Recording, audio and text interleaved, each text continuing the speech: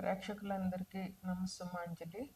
మనం ఇప్పుడు ఫిబ్రవరి నెల మాస ఫలితాలు చెప్పుకుంటున్నాము. ఫిబ్రవరి నెలలో గ్రహాలు ఒకటి 2026 నాటికి గ్రహాలు స్థితి ఏంటో చెప్పుకుందాము.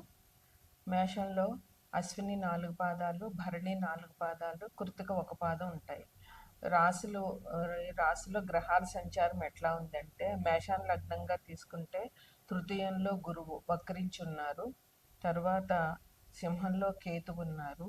మకరంలో కుజుడు, రవి, శుక్రుడు, బుధుడు ఉన్నారు. కుంభంలో రాహు ఉన్నారు. మీనంలో శని ఉన్నారు. అయితే ఫిబ్రవరి 13వ తారీఖు రవి మకరం నుంచి కుంభానికి మారతారు. ఫిబ్రవరి 3వ తారీఖుకి బుధుడు మకరం నుంచి కుంభానికి మారతారు. ఫిబ్రవరి 6వ తారీఖు శుక్రుడు మకరం నుంచి కుంభానికి మారతారు. ఫిబ్రవరి 15వ తారీఖున మహాశివరాత్రి పర్వదినం. అయితే మేషరాశి వారికి ఈ మాసం ఎట్లా ఉంటుంది అని అంటే, స్థిరాస్తులు కొనుగోలు చేసే అవకాశం కనిపిస్తుంది. వారు కొంచెం బాగా ప్లాన్ చేసుకున్నట్లయితే కనుక స్థిరాస్తులు కొనే అవకాశం ఉంది. అందుకని ఎవరైతే స్థిరాస్తులు కొనుక్కోవాలని అనుకుంటున్నారో వాళ్ళు ఈ మాసంలో ఈ పని చేయవచ్చు. ఈ మాసం కూడా మంచిదే కనుక ఫిబ్రవరి 16 వరకు కూడా మనకి మూఢం ఉంది, శుక్రమూఢం. ఆ మూఢం అయిపోయినాక వీళ్ళు శుభకార్యాలు చేయవచ్చు. ఫిబ్రవరి 16వ తారీఖు వరకు ఎటువంటి శుభకార్యాలు చేయకూడదు. ఇంకా ధనం వచ్చే అవకాశాలు బాగానే ఉన్నాయి. ఈ రాశి వారికి ఏ వ్యాపారం నుంచైనా, ఏ వృత్తి నుంచైనా కూడా ధనం వచ్చే అవకాశం బాగానే ఉంది. అందువల్ల ఈ మాసంలో ధనానికి ఎటువంటి లోటు వీరికి ఉండదు. అన్నదమ్ముల మధ్య కొద్దిగా సఖ్యత అనేటటువంటిది కొంచెం లోపించే అవకాశం కనిపిస్తోంది. అందువల్ల అన్నదమ్ములతో గొడవలు పెట్టుకోకుండా అన్నదమ్ములందరూ ఒకే మాట మీద ఉండేలాగా, ఒకవేళ ఆ క్షణంలో కోపం వచ్చినా మాట్లాడకుండా ఉండడము, పరస్పరం దూషించుకోకుండా ఉంటే గొడవలు పెద్దవి కాకుండా అన్నదమ్ముల బంధం అనేటటువంటిది నిలబడుతుంది. ఈ రాశి వారికి గౌరవ మర్యాదలు ఈ మాసంలో దక్కే అవకాశం బాగా కనిపిస్తోంది. మిమ్మల్ని మీ ఇరుగు పొరుగు వారైతేనే, మీ ఆఫీసుల్లో అయితేనే, మీ తెలిసిన వారందరూ కూడా మిమ్మల్ని గౌరవంగా మాట్లాడతారు. మీ గౌరవ మర్యాదలు ఈ మాసంలో బాగా పెరిగేలా కనబడుతుంది. కుటుంబ సభ్యుల మధ్య కూడా కొద్దిగా మనస్పర్ధలు వచ్చే అవకాశం ఉంది. అందువల్ల కుటుంబంలో ఎటువంటి గొడవలు లేకుండా, మనస్పర్ధలు లేకుండా ముందుగా ప్లాన్ చేసుకుని చిన్న చిన్న సమస్యలు ఉంటే సామరస్యంగా పరిష్కరించుకోవాల్సిన అవసరం ఎంతైనా ఉంది. ఇంకా ధనం వ్యయం బాగా జరిగే కనపడుతోంది ఈ మాసంలో. ధనాన్ని కొంచెం జాగ్రత్తగా ఖర్చు పెట్టుకుని ఏ ఖర్చు అవసరం కాదు అనేటటువంటిది ఆలోచించుకుని ధనాన్ని వ్యయం చేయాల్సిన అవసరం చాలా కనిపిస్తోంది. ఇంకా ప్రయాణాలు ఈ మాసంలో మీకు ప్రయాణాలు అంత అనుకూలంగా లేవు. అందువల్ల సాధ్యమైనంత వరకు ప్రయాణాలకు వెళ్లకుండా ఇంట్లోనే ఉండడం చాలా మంచిది. తప్పనిసరి ప్రయాణాలు చేయాల్సి వచ్చినప్పుడు దైవ పూజ చేసుకుని, దైవ దర్శనం చేసుకుని ప్రయాణాలు చేయడం చాలా అవసరం. విద్యార్థులకి ఈ మాసంలో శ్రమకు తగ్గ ఫలితం ఉంటుంది. బాగా శ్రమ పడితేనే కానీ వాళ్ళు ఎగ్జామ్స్ రాయలేరు. ఈ ఫిబ్రవరి, మార్చి అంటే ఇంక ఎగ్జామ్సే ఉంటాయి కనుక విద్యార్థులు జాగ్రత్తగా చదివి పరీక్షలు రాయవలసింది. ఇక స్పెక్యులేషన్ వాళ్ళకి ఒక మాదిరిగా ఉన్నది. అన్ని వృత్తి వ్యాపారాల వాళ్ళకి కూడా సమానంగా ఉంటుంది. అంటే అలాగని లాభాలు ఉండవు, అలాగని నష్టాలు ఉండవు. పెట్టిన డబ్బుకి ఫలితం వస్తుంది. అందువల్ల అనవసరమైన ఖర్చులు చేసుకోకుండా, కొత్తగా ఏమీ ప్రారంభించకుండా ఉండడం ఈ మాసంలో వాళ్ళకి చాలా అవసరం. ఉద్యోగ ప్రయత్నాలు చేసే వాళ్ళకి ఉద్యోగ ప్రయత్నాలు ఫలిస్తాయి. ఉద్యోగంలో మీకు ఈ మాసంలో పెద్దగా అభివృద్ధి ఏమి ఉండదు, కానీ సమానంగా నడుస్తూ ఉంటుంది. ఎటువంటి ఇబ్బందులు లేకుండా ఉద్యోగం నడుస్తూ ఉంటుంది. ఈ నెల 15వ తారీఖున మహాశివరాత్రి సందర్భంగా ఈ రాశి వారందరూ కూడా పరమేశ్వరుని పూజించి అభిషేకాలు చేయడము, శివాలయాన్ని దర్శించి శివుని పూజించడము, ఆ రోజు శక్తి కలిగిన వాళ్ళు ఉపవాసం ఉండడము, జాగరం ఉండడము లాంటివి చేయడం వల్ల మీకు ఈ మాసం ఇంకా అభివృద్ధిగా ఉంటుంది. మేషరాశి వారికి 12వ ఇంట్లో శని ఉండడం వల్ల ఇబ్బందులు అనేటటువంటివి జరిగే అవకాశం ఉంటుంది. ఎందుకంటే శని మేషరాశి వారికి ఇది కూడా జరుగుతుంది. ఏలినాటి శని కూడా జరుగుతుంది కనుక. అలాగే కుజుడు, మేషరాశికి అధిపతి కుజుడే అయినా కుజుడు 4వ దృష్టి కూడా మేషరాశి మీద ఉంది.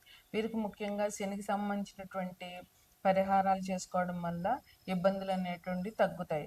అందువల్ల శివ అభిషేకాలు చేయడము, శనికి సంబంధించిన హనుమాన్ చాలీసా పారాయణ చేయడము, హనుమాన్ టెంపుల్కి వెళ్ళడము అనేటటువంటివి ఈ రాశి వారికి మంచి పరిహారాలుగా చెప్పవచ్చు.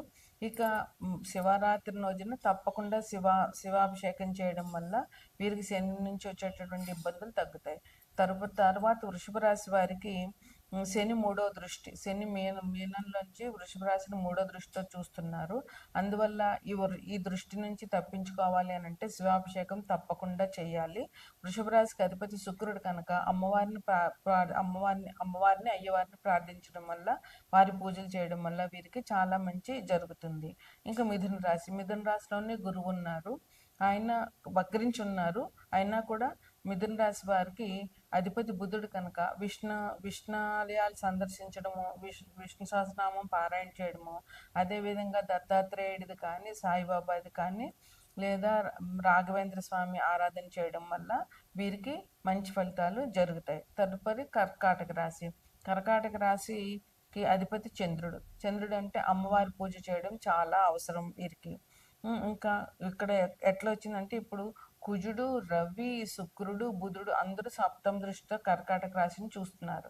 అందువల్ల వీరు విష్ణు సహస్రనామం పారాయణ చేయడము, అమ్మవారి అభిషేకాలు చేయడము, లలితాదేవి కానీ, రాజరాజేశ్వరి కానీ ఏదైనా అమ్మవారి పూజ చేయడము, లక్ష్మీదేవి పూజ చేయడము, అట్లాగే శివాభిషేకం చేయించడము, అభిషేకాలు చేయడం వల్ల ఈ రాశి వారికి ఇంత దృష్టి తగ్గుతుందన్నమాట. తర్వాత సింహరాశికి అధిపతి రవి అనుకూలంగా ఉండాలి అని అంటే విష్ణుని పూజించాలి.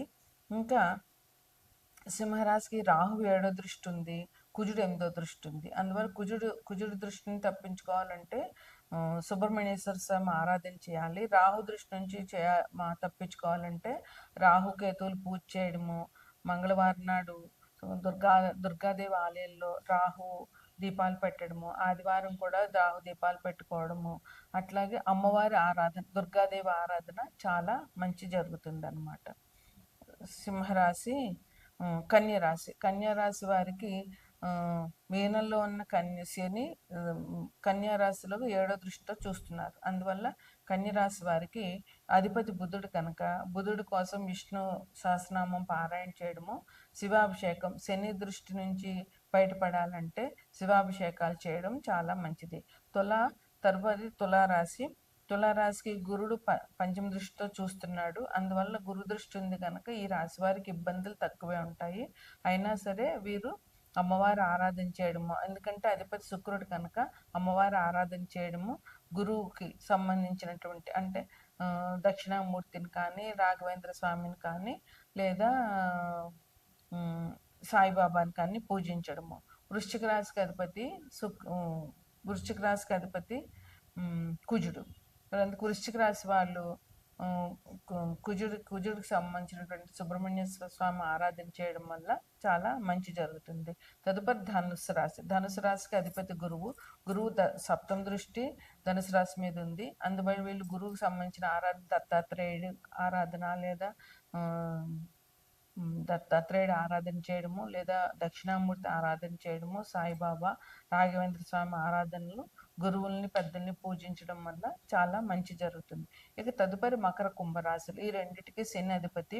ఈ రాశుల్లోనే పాపగ్రహాలు ఎక్కువగా ఉన్నాయి కనుక వీరికి చెప్పదగ్గ సూచన ఏంటంటే శివాభిషేకం తప్పకుండా చేయాలి. ఈ 2 రాశుల వారికి శివాభిషేకం చేసినట్లయితే చాలా మంచి జరుగుతుంది.